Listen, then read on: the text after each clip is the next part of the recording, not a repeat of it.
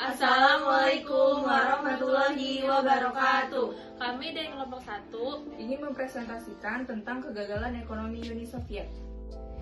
sejak tahun 1930-an hingga kolaps pada akhir tahun 1980-an.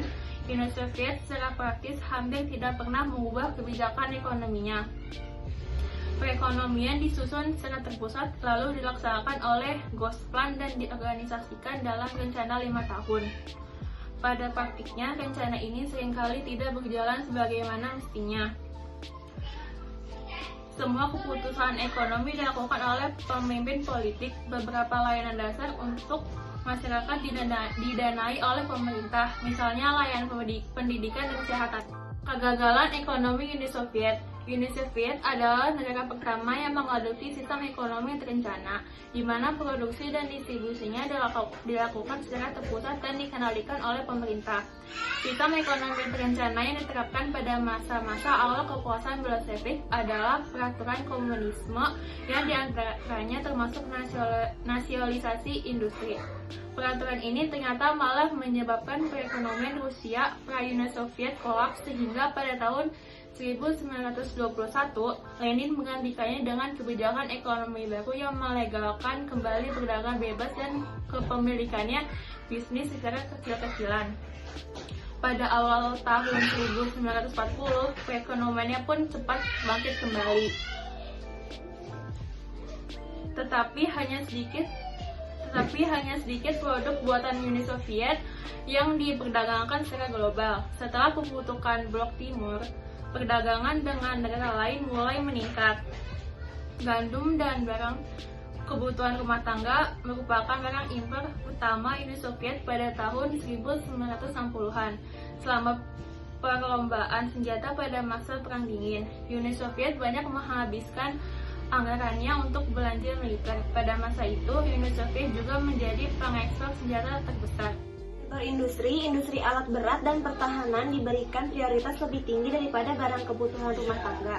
Barang kebutuhan rumah tangga di luar kota-kota besar terkadang mengalami kelangkaan. Yang ada pun bermutu rendah dan tidak banyak pilihan.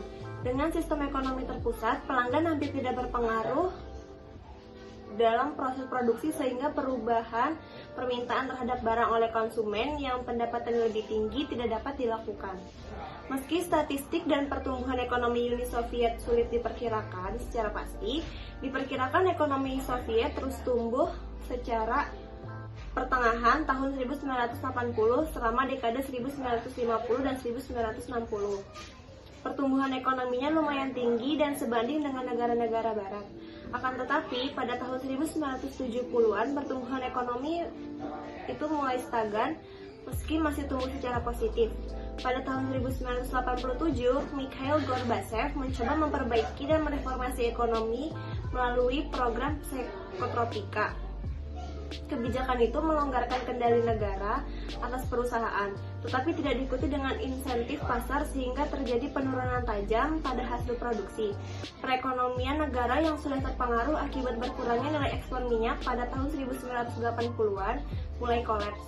Akan tetapi, hampir sebagian besar properti masih dimiliki pemerintah setelah bubarnya Uni Soviet. Sejak berakhirnya Perang Dunia Kedua hingga pembubarannya, perekonomian Uni Soviet merupakan perang yang terbesar kedua di dunia berdasarkan PDB atau PPP. Meski jika dilihat berdasarkan PDB per kapitanya, Uni Soviet masih berada di bawah negara-negara barat. Tanggal keruntuhan Uni Soviet sebetulnya sudah diketahui. Itu bukan pada hari ditandatangani Piagam Beloveza atau pada kudeta Agustus 1991, melainkan pada 13 September 1985 ketika Menteri Perminyakan Arab Saudi Ahmed Yamani menyatakan bahwa negaranya keluar dari perjanjian pembatasan produksi minyak dan mulai meningkatkan produksi minyaknya di pasar minyak. Setelah itu, Arab Saudi meningkatkan produksi minyak sebesar 5,5 kali lipat dan harga minyak turun 6,1 kali lipat, kata Egor Gaidar, pakar reformasi ekonomi di Rusia pasca Soviet pada 1990-an sekaligus pelaksana tugas Perdana Menteri Rusia pada 1992. Piotr Aven yang kala itu menjabat sebagai Menteri Hubungan Ekonomi Luar Negeri dalam Kabinet Gaidar dan kini merupakan seorang pengusaha berpengaruh yang mendukung interpretasi tersebut. Dia mengatakan kalau itu adalah titik balik utama pada 1986. Ketika harga minyak jatuh, seluruh kemungkinan untuk menghasilkan pendapatan untuk Uni Soviet pun runtuh. Aven juga menyebutkan pendapatan minyak mendanai kebutuhan biji-bijian dan menyuap para elit dalam bentuk barang jadi yang dibeli pemerintah dari barat. Di sisi lain, turunnya harga minyak ternyata bertepatan dengan perlambatan ekonomi yang menurut Aven dimulai pada tahun 1960.